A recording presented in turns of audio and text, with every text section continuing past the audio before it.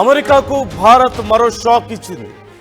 ఇప్పటికే టారిఫ్స్తో భారత్ను నానా ఇబ్బందులు పెట్టాలని చూస్తున్న అమెరికాకు ఇప్పుడు భారత్ వరుస షాక్లు ఇస్తోంది. రష్యాతో బిజినెస్ బంధం మరింత బలంగా పెంచుకుంటోంది భారత్. రష్యా పర్యటనలో విదేశాంగ మంత్రి జైశంకర్ ఇప్పటికే ఈ అంశానికి సంబంధించి ప్రకటించారు. మేక్ ఇన్ ఇండియాతో కొత్త కంపెనీలు ఏర్పాటు చేస్తున్నామన్నారు జైశంకర్. భారత్లో పెట్టుబడులకు డోర్లు తెరిచే ఉన్నాయంటున్నారు.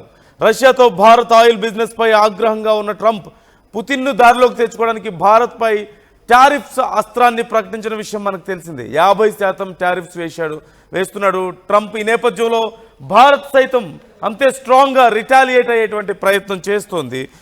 మనం చూస్తూనే ఉన్నాం.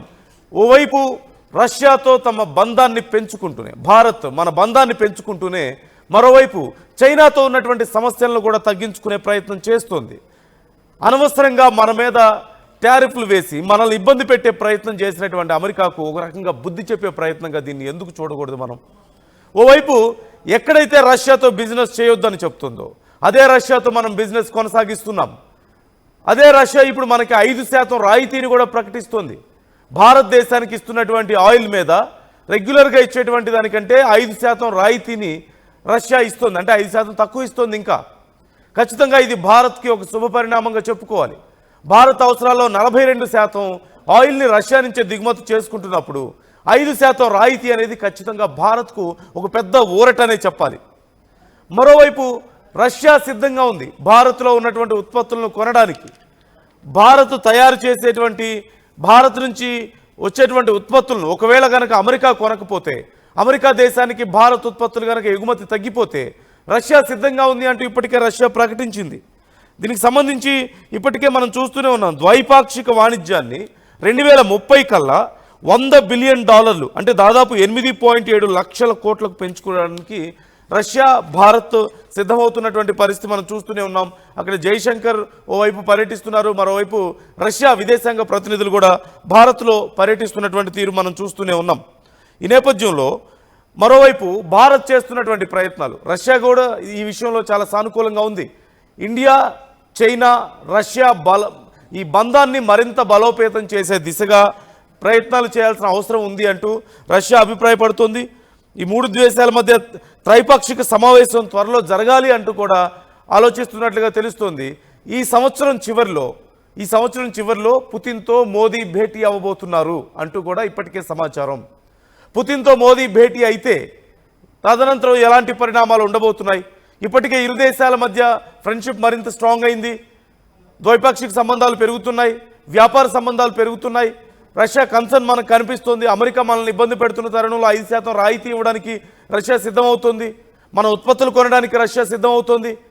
మరోవైపు చైనా, భారత్, రష్యా ఈ సంబంధాలు పెంచుకోవడానికి, త్రైపాక్షిక సంబంధాలను ఇంప్రూవ్ చేయడానికి కూడా ఇరు దేశాలు ప్రయత్నిస్తున్నటువంటి పరిస్థితి మనం చూస్తూనే ఉన్నాం. రష్యా కూడా దీనికి సిద్ధంగా ఉంది. మరోవైపు చూసినట్లయితే చైనాతో ఉన్నటువంటి సమస్యలను కూడా తగ్గించుకునే పనిలో ఉంది భారత్. చైనాతో వరుసగా మీటింగ్స్ జరుగుతున్నాయి. భారతదేశానికి సంబంధించినటువంటి ప్రోడక్ట్స్ తిరిగి చైనాకు సప్లై చేసే విధంగా ఏర్పాట్లు జరుగుతున్నాయి. ఇప్పటికే చైనాకు ఫ్లైట్స్ని పునరుద్ధరించారు. ఫ్లైట్ సర్వీసెస్ని తిరిగి భారత్ పునరుద్ధరించిన విషయం మనం చూసాం. మరోవైపు వీలైనంత త్వరగా సరిహద్దుల్లో ఉన్నటువంటి సమస్యలను పరిష్కరించుకోవాలి అంటూ భారత్, చైనా ప్రయత్నాలు జరుపుతున్నాయి. ఈ సంవత్సరం చివరిలోపు ఈ విషయంలో కూడా క్లారిటీ రాబోతున్నట్లుగా తెలుస్తోంది. ఈ నేపథ్యంలో చైనాతో కనుక సమస్యలు తగ్గితే అమెరికా మీద మరింత ఒత్తిడి పెరిగే అవకాశం లేదా? ప్రపంచ దేశాల్లో తమకు పోటీగా భావిస్తున్నటువంటి దేశాలు ఓవైపు రష్యా, మరోవైపు చైనా. రష్యాతో సంబంధాలు కట్ చేయడం కోసం భారత్ మీద ఒత్తిడి చేసింది. నేను చెప్పిన మాట వింటావా లేదా, వినకపోతే నీ మీద టారిఫ్లు వేస్తానంటూ భారత్ని ఒత్తిడి చేసింది. కానీ భారత్ మరింత తెలివిగా ప్రవర్తించింది. ఇక్కడ అమెరికా ఒక శత్రు దేశంతో మేము వద్దని, మాకు పోటీగా వస్తున్నటువంటి దేశంతో మీరు బంధాలు పెంచుకోవడానికి వీల్లేదు, వ్యాపారం చేయడానికి వీల్లేదు అని చెప్తే రెండో దేశంతో కూడా భారత్ దగ్గర అయ్యే ప్రయత్నాలు చేస్తుంది. ఓ పక్క రష్యాతో వద్దని చెప్తే రష్యాకు క్లోజ్ అయ్యే ప్రయత్నాలు ఓ పక్క జరుగుతూనే ఉన్నాయి. అట్ ద సేమ్ టైం చైనాతో కూడా దగ్గర అయ్యే ప్రయత్నాలు భారత్ చేస్తుంది. చైనాతో ఉన్నటువంటి సమస్యలను సాల్వ్ చేసుకునే ప్రయత్నం చేస్తుంది. చైనాకు ఇప్పటికే విమాన సర్వీసులను తిరిగి పునరుద్ధరించారు. కరోనా తర్వాత చైనాకు విమాన సర్వీసులను స్టాప్ చేసిన విషయం మనకు తెలిసిందే. ఆ తర్వాత బోర్డర్లో జరిగినటువంటి పరిణామాల వల్ల కూడా అవి అలాగే కొనసాగాయి. ఇప్పుడు బోర్డర్ సమస్యలను తొలగించుకునే ప్రయత్నం, చైనాతో చర్చలు జరిపే ప్రయత్నం జరుగుతుంది. చైనాతో వ్యాపార సంబంధాలను పెంచుకునే ప్రయత్నం జరుగుతుంది. చైనా ప్రొడక్ట్స్ను భారత్లోకి తీసుకొచ్చే ప్రయత్నాలు, గతంలో చైనా ప్రొడక్ట్స్ని భారత్లో బ్యాన్ చేసిన విషయం మనం చూసాం. చైనా యాప్స్ని బ్యాన్ చేసిన విషయం మనం చూసాం. మళ్ళీ తిరిగి చైనాకు సంబంధించినటువంటి వ్యాపార సంబంధాలను మెరుగుపరుచుకునే ఆలోచనలో భారత్ ఉన్నట్లుగా మనకు క్లియర్గా కనిపిస్తుంది. వీలైనంత త్వరగా బోర్డర్ సమస్యలను కూడా పరిష్కరించుకునే ఆలోచనలో ఉంది. ఈ రకంగా తమ శత్రువుతో, తమ పోటీదారుడితో ఎక్కడ బంధం పెరుగుతుందో అని భారత్ని దూరం చేసే ప్రయత్నం చేసింది అమెరికా.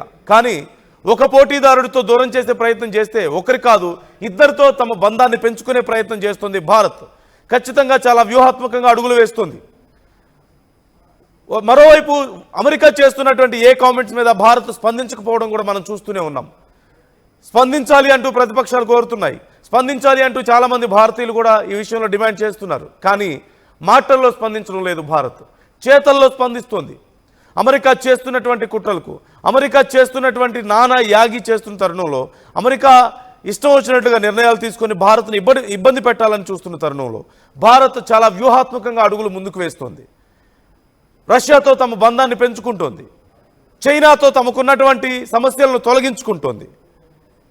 భారత్ ఒక గొప్ప శక్తిగా ఎదుగుతున్న తరుణంలో, అమెరికా తమకెక్కడ పోటీ వస్తుందో భారత్ అని భయపడుతున్న తరుణంలో, ఇప్పటికే రష్యాని చైనాని తమకు తీవ్రమైనటువంటి పోటీగా భావించి వాటిని ఎలా అణగదొక్కాలని చూస్తుంది అమెరికా. ఈ నేపథ్యంలో భారత్ని సైతం కంట్రోల్ చేయడానికి ప్రయత్నించడం, భారత్ని బెదిరించడం మనం చూసాం. ఇవన్నీ ఒక ఎత్తు అయితే, మరోవైపు మరి యుద్ధం విషయంలో ఏం జరుగుతుందో తెలియని పరిస్థితి కనిపిస్తోంది. అమెరికా అధ్యక్షుడు ట్రంప్ చేస్తున్నటువంటి కామెంట్స్ మనం చూస్తూనే ఉన్నాం. ఒకవేళ కనుక ఈ యుద్ధాన్ని తాను ఆపగలిగితే ఖచ్చితంగా స్వర్గానికి వెళ్తానంటూ కామెంట్స్ చేస్తున్నారు. అది జరిగే అవకాశాలు చాలా తక్కువ ఉన్నాయనే అభిప్రాయాన్ని కూడా ఆయన వ్యక్తం చేస్తున్నారు. ఖచ్చితంగా అంటే ఓవైపు ఉక్రెయిన్ కానీ రష్యా కానీ వినే పరిస్థితి కనిపించడం లేదు, ఉన్నటువంటి డిమాండ్స్కి ఒప్పుకునే పరిస్థితి కనిపించడం లేదు. ఇలాంటి తరుణంలో ప్రపంచ దేశాల ముందు ట్రంప్ తన పరువు పోగొట్టుకుంటున్నాడు. నిన్న మొన్నటి వరకు తాను ఒక పెదరాయిండని చెప్పుకున్నటువంటి ట్రంప్ ఇప్పుడు ఏం చెప్పుకోగలుగుతాడు? చిన్న చిన్న దేశాల దగ్గర సైతం ఎదురు దెబ్బలు తింటున్న పరిస్థితి మనం చూస్తూనే ఉన్నాం. బ్రెజిల్ లాంటి దేశాలు సైతం నీ అవసరం మాకు లేదు, నువ్వేం మాకు ఎవరు లీడర్ కాదు, నువ్వేం రాజు కాదని చెప్పి బహిరంగంగా ప్రకటించినటువంటి పరిస్థితి మనం చూసాం. ఇరాన్ లాంటి దేశాలు సైతం తిరిగి అమెరికా మీద దాడులు చేయడానికి సిద్ధమైనటువంటి పరిస్థితి మనం చూసాం. ఇలా ప్రపంచ దేశాలన్నీ కూడా ట్రంప్ అసలు వ్యవహార శైలి ఏంటో అర్థం కాక, అమెరికా మిత్ర దేశాలు సైతం, నాటో దేశాలు సైతం ఎవరికి ఏమీ అర్థం కాక జుట్టు బిక్కుంటున్నటువంటి పరిస్థితి కనిపిస్తుంది. ఇలాంటి తరుణంలో ఓవైపు రష్యాతోనూ మరోవైపు చైనాతోనూ భారత్ బంధాన్ని పెంచుకోవడం ఖచ్చితంగా అమెరికాకి మరింత మింగుడు పడనటువంటి ఒక అంశంగా మనం చూడాలి. ఇప్పుడేం చేస్తాడు ట్రంప్? ఇప్పుడు ఎలా కంట్రోల్ చేయగలుగుతాడు? తాను కంట్రోల్ చేయాలనుకునే కొద్దీ మరింత బలంగా ఒక నేలకు కొట్టినటువంటి బంతిలాగా భారత్ ఉవ్వెత్తున ఎగిసిపడుతోంది. రష్యాతో నువ్వు బంధం పెంచుకోవద్దు, రష్యాతో నువ్వు బిజినెస్ చేయొద్దంటే మా ఇష్టం అని చెప్పాం. నీ మీద టారిఫ్లు వేస్తానంటే వేసుకో అని చెప్పాం. రష్యా మనకి తక్కువకి ఇంకా ఆయిల్ని ఇవ్వడానికి సిద్ధమవుతోంది. ఆయిల్ విషయంలో మరింత రాయితీలు ఇవ్వడానికి సిద్ధమవుతోంది. భారత్ మీద ఎంత ఒత్తిడి తెచ్చినా సరే వెనక్కి తగ్గడం లేదు.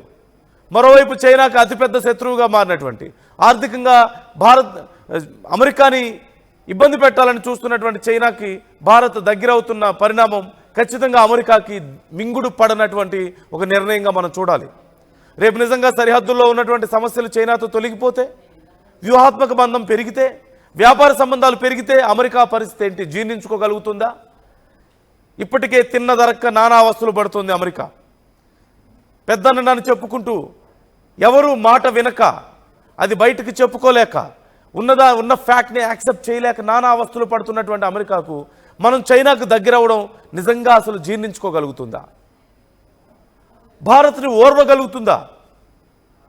మాటల్లో కాదు చేతల్లో మేము చూపిస్తామని భారత్ చేసి చూపుతున్నటువంటి ఈ వరుస నిర్ణయాలు, వరుస పరిణామాలు చూస్తుంటే అసలు అమెరికా నిద్రపోగలుగుతుందా? ఓవైపు అమెరికాతో చర్చలు జరుపుతూనే మరోవైపు భారత్లో బంధాన్ని పెంచుకోవడానికి భారత్ ఖచ్చితంగా తమతో ఈ వ్యాపార సంబంధాలను కొనసాగిస్తుందని ఆశిస్తున్నామని అవసరమైతే ఇంకా తక్కువకి మేము వ్యాపారం చేస్తాం, మీతో తక్కువకి మేము ఆయిల్ని ఇస్తామంటూ రష్యా ప్రకటిస్తున్న తరుణంలో అమెరికా దీన్ని నిజంగా జీర్ణించుకోగలుగుతుందా? అసలు ట్రంప్ పరిస్థితి ఏంటి? ఇప్పుడు దిక్కుతోచని పరిస్థితుల్లో ఉన్న ట్రంప్ భారత్ వేస్తున్నటువంటి వ్యూహాత్మక అడుగులకు ఎలా ఎదురొడ్డాలో తెలియక, ఎలా భారత్ను కంట్రోల్ చేయాలో తెలియక, భారత్ను భయపెట్టాలని ప్రయత్నించి ఎదురు దెబ్బలు తిని భారత్ వేస్తున్నటువంటి వరుస వ్యూహాత్మక అడుగులకు ఎలాంటి నిర్ణయం తీసుకోవాలో తెలియక, రష్యా ఉక్రెయిన్ మధ్య యుద్ధాన్ని ఆపుతాను, నాకు నోబెల్ ప్రైజ్ కావాలని చెప్పేసి నోబెల్ శాంతి బహుమతి కోసం తహతహలాడుతున్న ట్రంప్ అటు అది సాధించలేక, ఇటు భారత్ని ఏమి చేయలేక, రష్యాని కంట్రోల్ చేయలేక, చైనాని కంట్రోల్ చేయలేక, చిన్న చిన్న దేశాలు సైతం ట్రంప్ని వ్యతిరేకిస్తున్న తరుణంలో, సొంత దేశంలో తన ర్యాంకింగ్స్ పడిపోతున్న తరుణంలో, చాలా వేగంగా తన మార్క్స్ పడిపోతున్నాయి, చాలా వేగంగా ఒక చెడ్డ పేరు తెచ్చుకుంటున్నాడు ట్రంప్. ఈ తరుణంలో ఒక రకంగా అష్టదిగ్బంధనం అయిపోతున్నాడు తనకు తానే. మొత్తం మీద భారత్ రష్యా మధ్యలో 2030 కల్లా $100 బిలియన్ అంటే దాదాపుగా 8.7 లక్షల కోట్ల వాణిజ్యం జరిగేలా, అంటే వాణిజ్య బంధాన్ని పెంచుకునేలా ప్రయత్నాలు చేస్తున్నారు. మరోవైపు చైనాతో ఉన్నటువంటి సమస్యలను క్లియర్ చేసుకునే ప్రయత్నం, బోర్డర్ సమస్యలు తగ్గిపోతున్నాయి, వాటి గురించి చర్చలు జరుగుతున్నాయి.